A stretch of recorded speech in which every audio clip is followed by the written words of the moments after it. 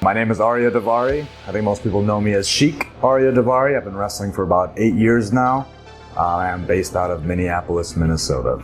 Right now, I definitely think it's on the upswing. From shows I go to all across the Midwest, I've noticed that attendance has been up. Recently a part of a couple sold out shows that was really cool. So I really think the state of independent wrestling is on the way up. When you're watching wrestling on TV, lots of times the audience is kind of a backdrop. But when we're doing our shows, when I'm at a show, if someone heckles me or someone says something to me, I can turn right to them and give it right back.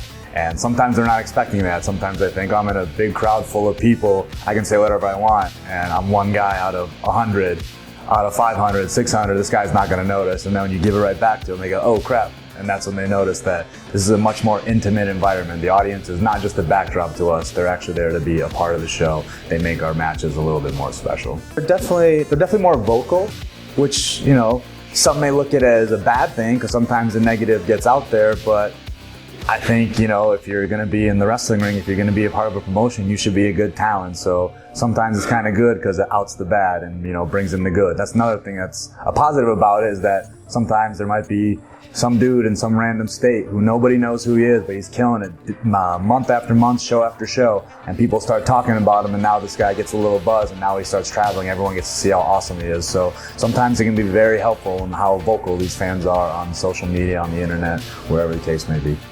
I mean, when I first started watching wrestling, it was the pageantry of it, you know, all the entertainment of it. But in this day and age, I guess I just entertain me however you want, you know, and as long as you're good at it, that's all that matters. There are some guys who can do the coolest flips and dives in the world, and that's how they entertain. There's some guys who do it through comedy. There's some guys who do it through hardcore. No matter how you do it, just be good at it and be entertaining at it. And it doesn't I'm just a fan of good wrestling. I don't have a niche. I don't say, hey, I like this kind of wrestling. I like lucha libre. I like this and that. I just like good wrestling. So no matter what it is, as long as it's good and it's fun and it's entertaining, the crowd's digging it, that means I like it too.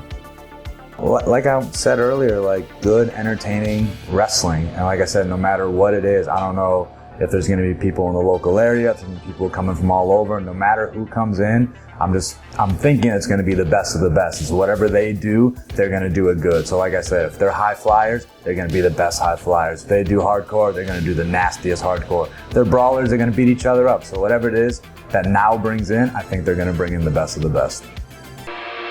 Now this is wrestling!